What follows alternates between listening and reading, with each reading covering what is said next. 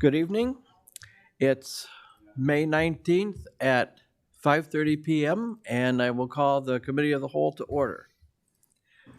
Call the roll, please. No, thank you. I'll pay you. Comstock? Thank you. Here. Crombie? Here. Strangler? Here. Jacobs? Yep. Owens? Here. Rosas? Present. Baker? Here. Batterman? Here. You have a quorum. Thank you. Next is approval of the minutes from May 5th, 2026. Do I have a motion to approve? So moved. Second. Is there any discussion? All right, all those in favor of approving the minutes, say aye. Aye. And opposed, same sign. Thank you. Citizen appearances and public comment. It appears we don't have any this evening. Okay, moving right along. Council liaison committee member reports. Do we have any? I reached out to I'm the liaison for school board. And I reached out and met with Diana McFarland, who's the president. We're going to do a tour with Alder Comstock on the 1st of June to visit some of the schools that have been open since I was on the school board. Hopefully I'll be able to meet the new superintendent, but I'm not sure if he's going to be in town. I also am the liaison for the Colonial Club, and I reached out and met with their new executive director, Melody Riedel, and she's invited me to attend their next board meeting coming up soon. Very good, thank you. Yep. Mayor Stocker. Thank you, Chair. Yeah, just wanted to remind everybody that the library ribbon cutting will be May 29th. The parking lot may be in flux, but it will be somewhere on the grounds, and so that will not be delayed. It's still going to be Monday at 8:30, or Friday at 8:30 rather, on the 29th. Thank you. Thank you. Alder. Crombie? Yes, I got Thank you, Chair. I know. Anyways, I just wanted to share that this coming Friday, for those that are interested in the Tom and Rita Tubbs Splash Pad season opening, it opens this Friday at 2:30. So Tell my grandchildren. Any other reports from liaisons? I thought you were going to mention that starting on Friday, Friday is Bratfest, oh, that that's too. true. Yes. and Mhm. I'm going to be a celebrity cashier. So I'm going to have to bring several calculators because math is not my thing. Oh, it'll be very easy. Yeah, it's easy. It is. We've Mm-hmm. volunteered for years, and I'll be there Sunday, right before the Love and Spoonful concert. So All right, any other liaison reports? Okay. Unfinished business, there is none. New business. Item A, consideration and discussion regarding the draft cooperative plan with the town of Sun Prairie. And Josh Clemens is going to make a presentation for us.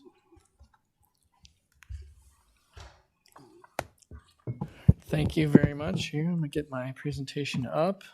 And while I'm doing that, I know we have a very long agenda. I don't know, I violated the 6-slide rule, but it is half the length of Plan Commission, I promise. I might get there.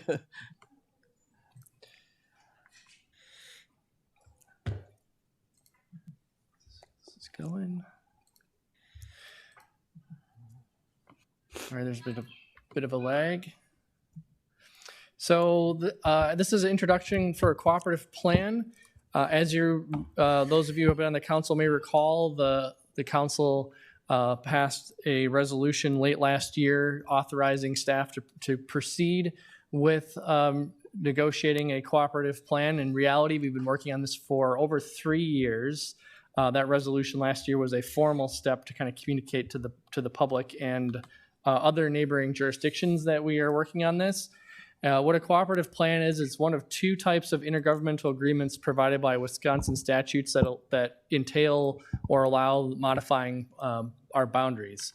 It allows 2 or more jurisdictions to create an agreement on a variety of boundary, land use, infrastructure, and related activities. It functions as a contract and requires process and notifications and hearing that are laid out in statute.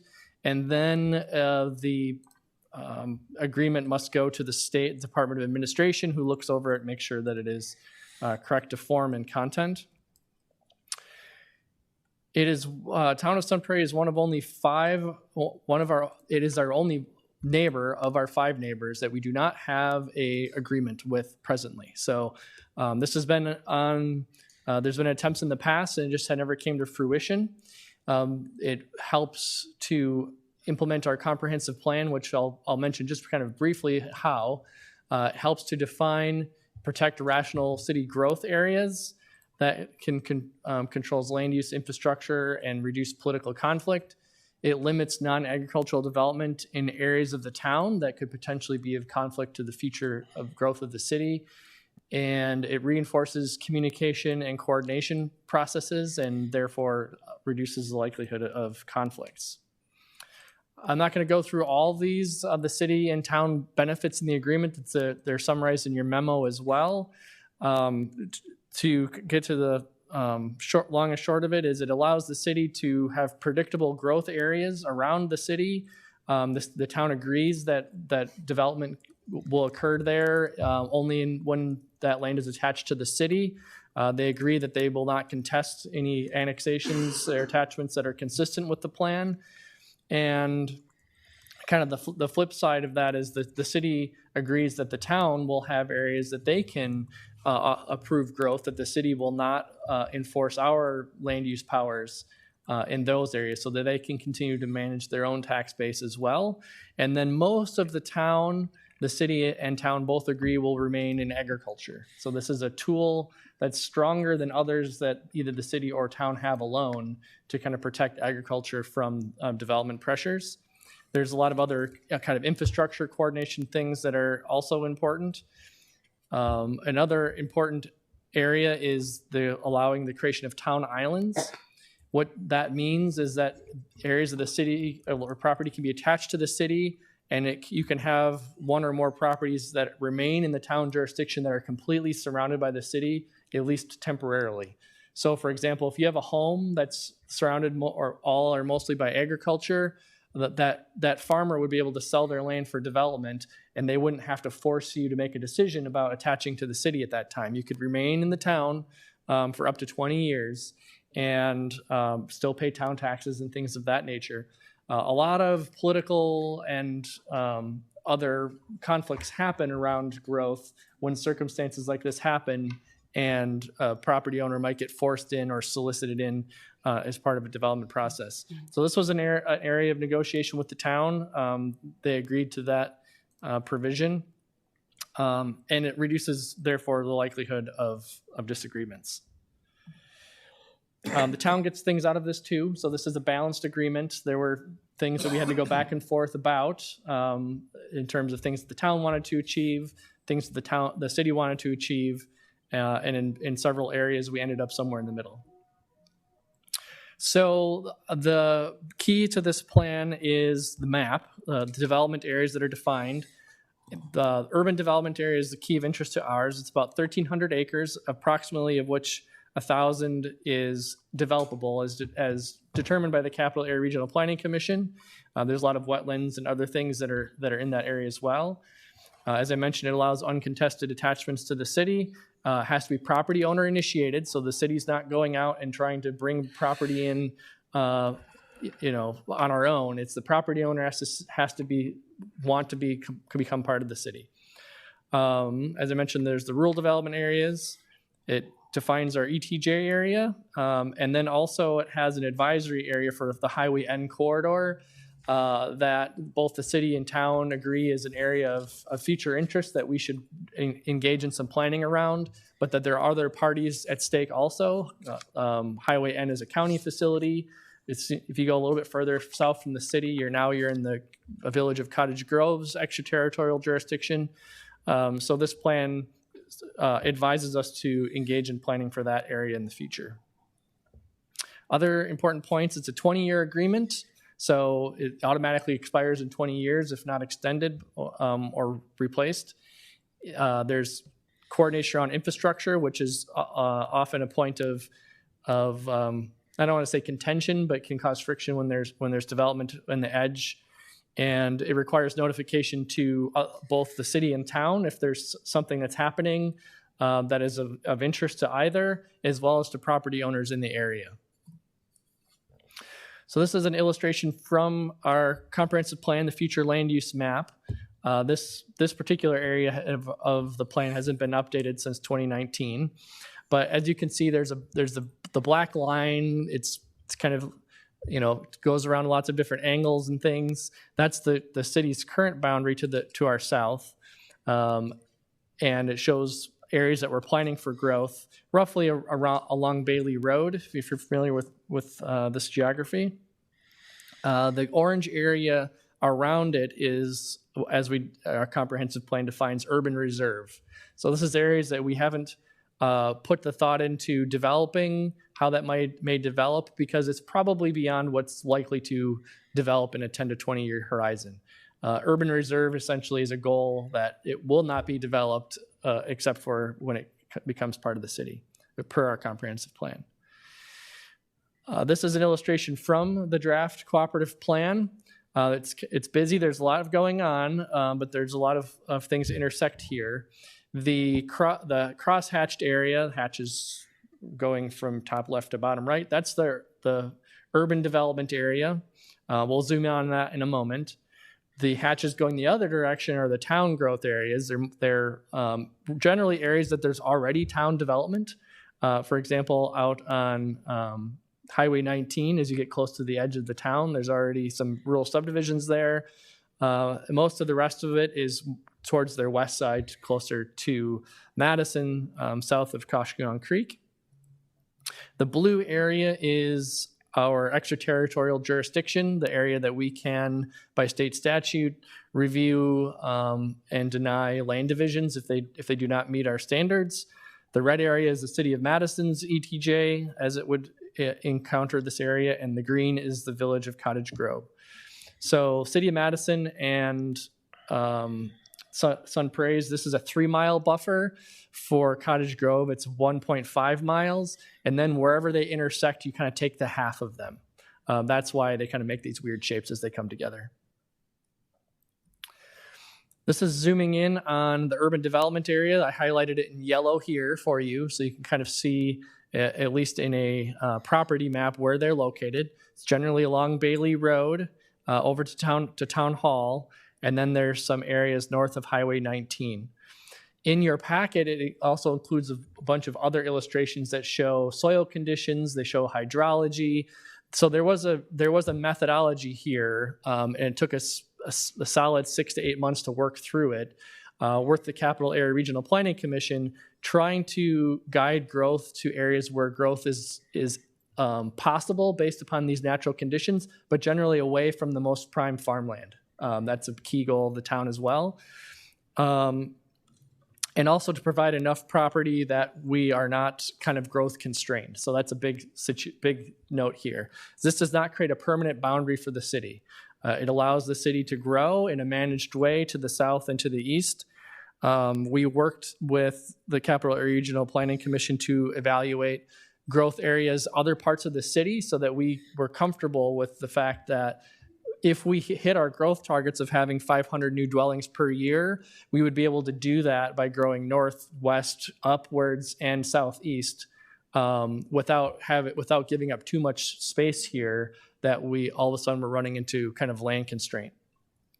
Those are based on assumptions. It assumes about four units per acre of development, which is generally consistent with the kind of single family and two family areas of Smith's Crossing, for example.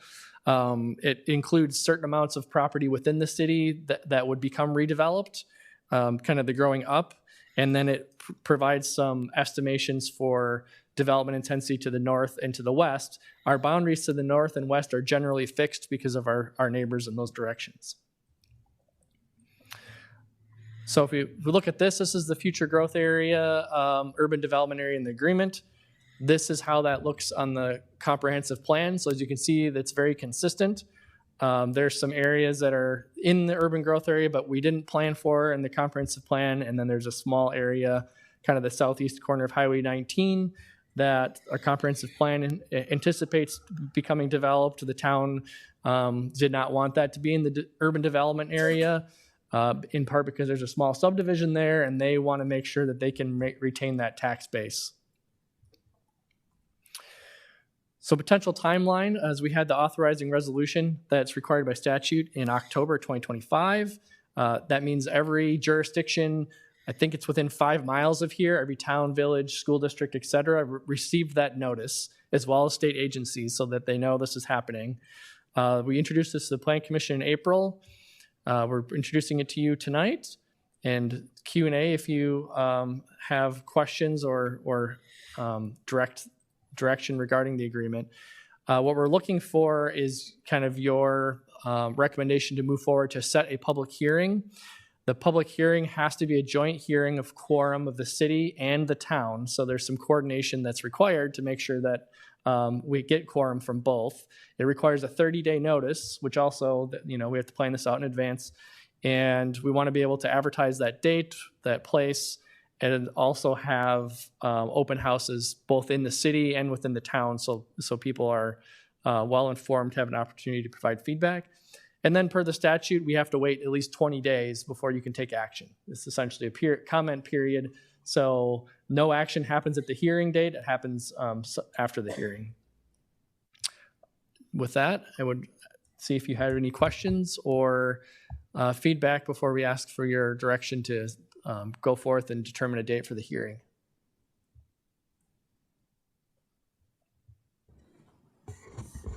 Alder Jacobs?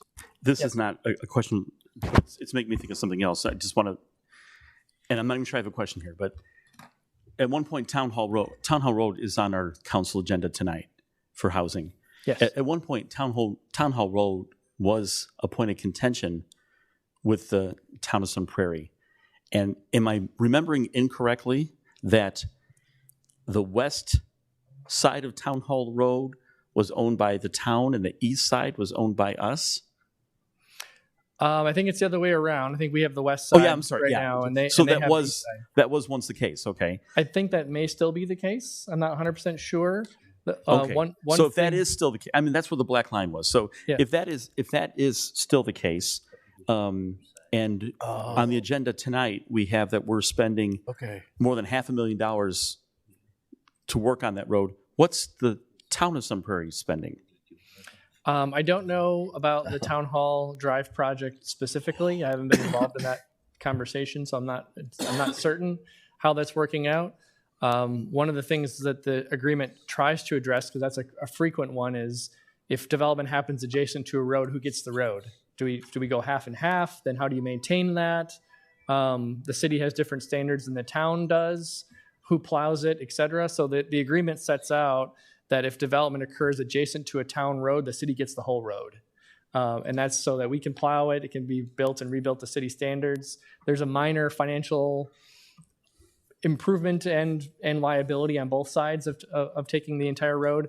But in that circumstance, it would avoid that challenge, when there's a project like that on Town Hall or elsewhere. But in that circumstance for the Town Hall project, I just don't know what the Yeah, I don't know answer if is. anybody happens to know that. If I could chime in, I think we did have an agreement, I believe, don't quote me on the numbers, but I thought it was, if there was let's say a Town Hall Road reconstruction, it was like a 75%, 25% split, where the town would give 25, we would do 75. But that, I'm not sure when that would, if that's still in effect, or I know there was like a negotiating point with Lyle on that, the town chair. Yeah, And then also, I think we had an agreement as far as snow plowing where instead of them coming all the way down around toward the Stotts farm, we had a swapping of that. if I could add in, Mayor, there was an original agreement with the town for both Bird Street and Town Hall Road, and we've since taken over Bird Street from the town. We also have taken over Town Hall Road.